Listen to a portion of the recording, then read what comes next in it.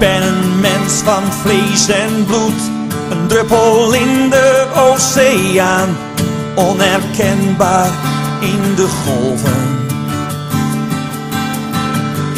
Een korrel zand in de woestijn, zo slokt de menigte mij op, raak ik telkens weer bedolven.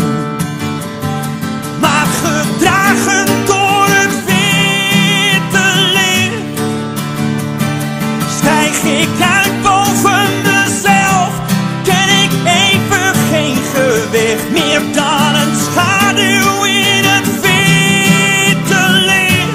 Met open ogen in de zon ontdek ik mijn gezicht.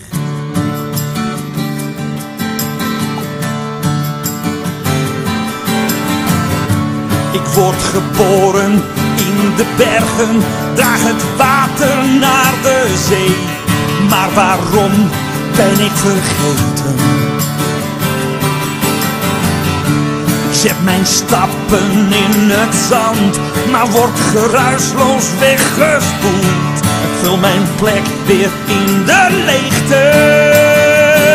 Maar gedragen door het witte licht, kom ik los van wie mij maakte, knijpt de tijd zijn ogen dicht. Meer dan een schaduw in het witte licht, open ogen in de zon ontdek ik mijn gezicht.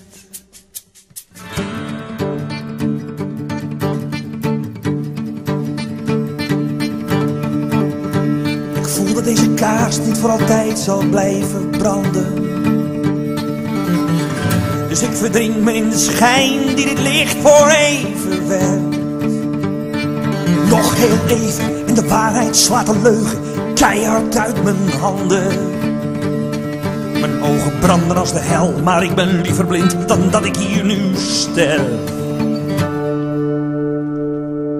Gedragen door het witte licht, kom ik los van wie mij maakte, knijpt de tijd zijn ogen dicht. Meer dan een schaduw in het witte licht, open ogen in de zon. Gedragen door het witte licht, stijg ik uit boven mezelf, ken ik even geen gewicht. Meer dan een schaduw in het witte licht, met open ogen in de zon verlies ik mijn gezicht.